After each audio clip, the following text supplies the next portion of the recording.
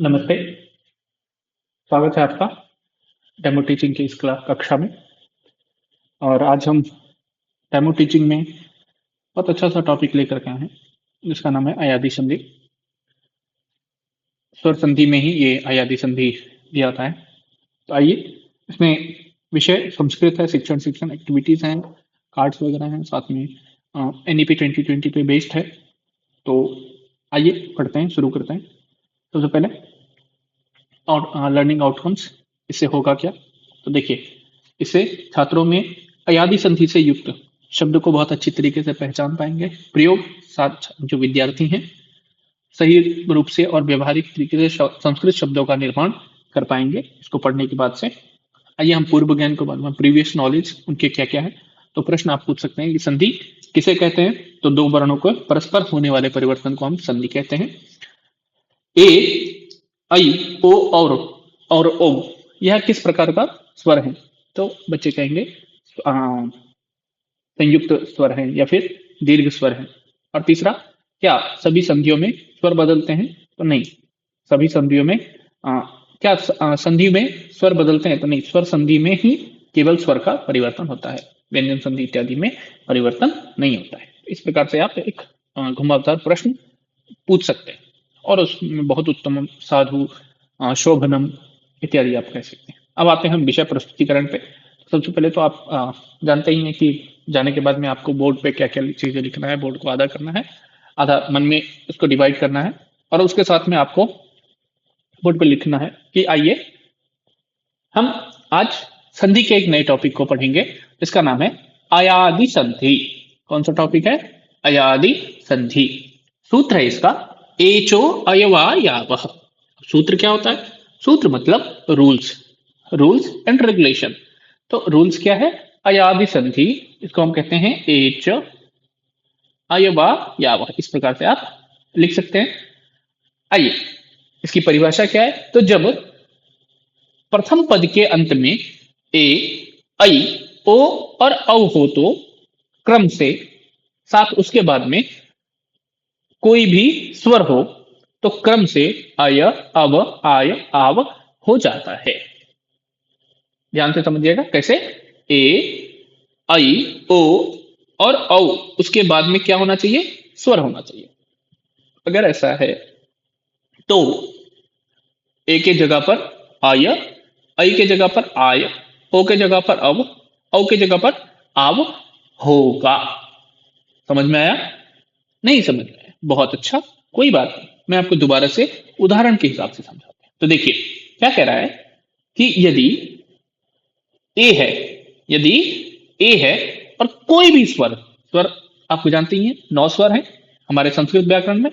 तो कोई भी स्वर यदि है तो इसके ए के जगह पर क्या हो जाएगा? अय हो जाएगा। जैसे उदाहरण के तौर पे देखेंगे, ने है, हाँ ने है, नौ में ए है, नौ के बाद में क्या है? ए है, और आगे में अ स्वर है, बिल्कुल अ क्या है? स्वर है। तो नौ और ने जो था, नौ में ए का जो मात्रा थी, ए हट गया तो बच गया अय। तो देखिए नौ प्लस अय, है ना, और फिर अनम। तो देखिए नौ में अ आ गया तो नौ बन गया, य में अ आ गया तो य बन गया, और नौ म। इसी प्रकार से आप लिखते हैं नयनम। ये एक उदाहरण था। इसी प्रकार से सारे उदाहरण आपको ध्यान से समझना है। समझ रहे हैं? बिल्कुल, बहुत अच्छा, बहुत अच्छा, बहुत सुंदर। ध्यान से समझिए। होता क्या है उसके बाद में, एक आर के बाद में यदि कोई स्वर है तो उस एक आर के जगह पर क्या हो जाएगा?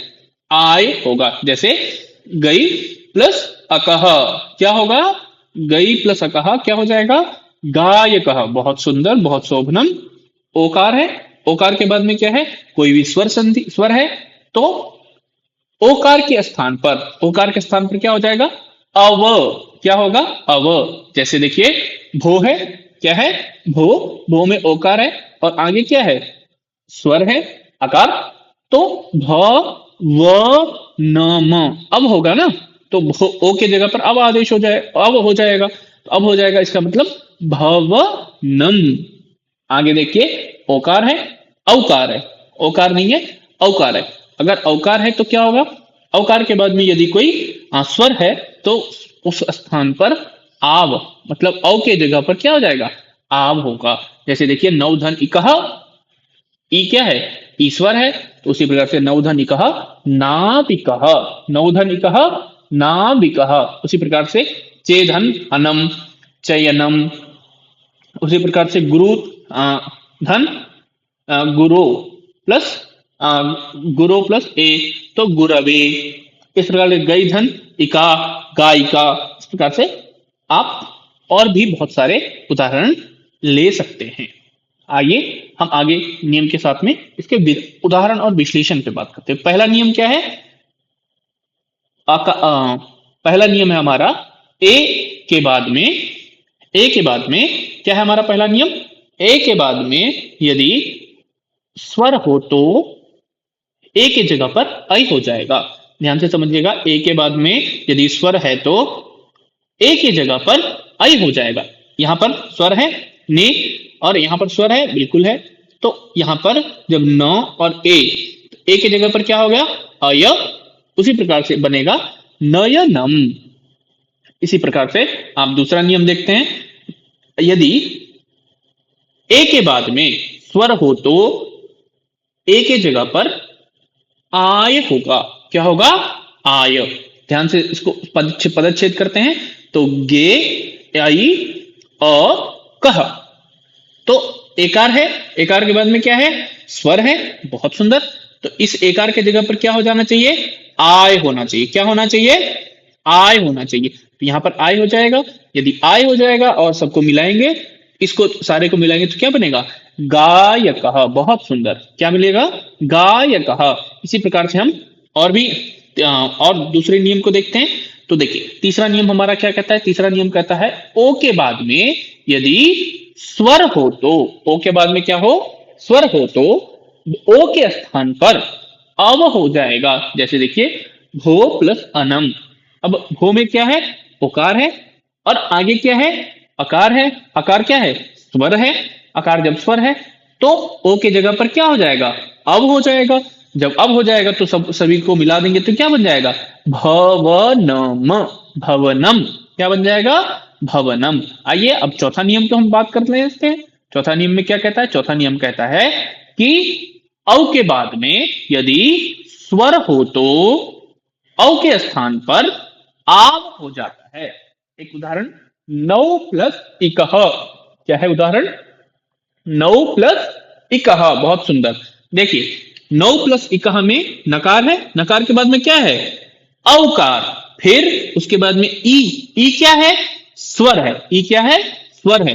तो इसीलिए नौ औकार के जगह पर क्या हो जाएगा आपका, आव।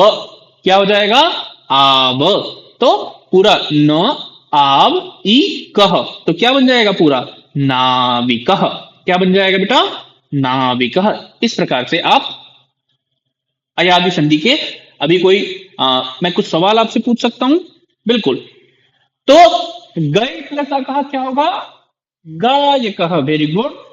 नाविका का पदच्छेद करिए तो, नाविका का पदच्छेद नाविकः, नौ प्लस इकह। और नयनम में क्या आदेश होगा या क्या आएगा, ए के जगह पर अय।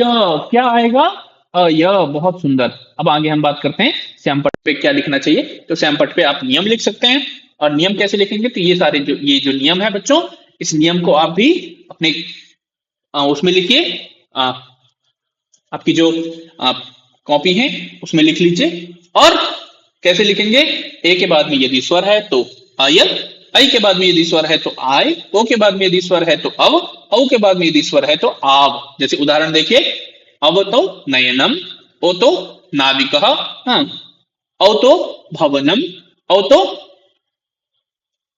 भावुकः। इस प्रकार से भावुकः, भवधन उकह तो भावुक, इस प्रकार से भी आप कर सकते हैं। इस प्रकार से आपका हुआ।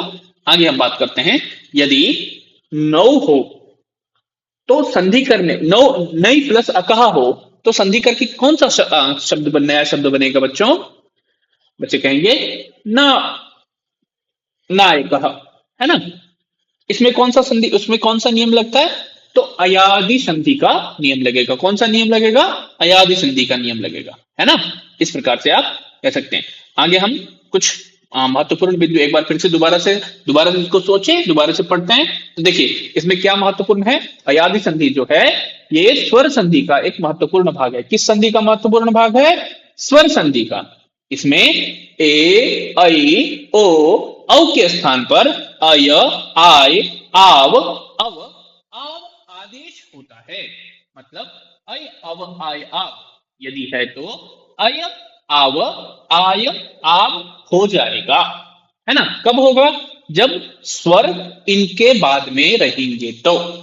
मतलब ए ऐ ओ औ के बाद में यदि स्वर है तो अय अव आय आव होता है। यह परिवर्तन कहां पर होगा, केवल स्वर होने के बाद, स्वर पे ही लागू होता है। मतलब ये जो स्वर हैं तीन स्वर पे ही होंगे, है ना। चलिए आप लोग होमवर्क लिख लीजिए। तो लिखिए, पहला होमवर्क है आपका, अयादि संधि के कोई भी 5 नए उदाहरण लिखिए। अयादि संधि के कोई भी 5 नए उदाहरण लिखिए। नयनम, शयनम और पावकः का संधि विच्छेद कीजिए।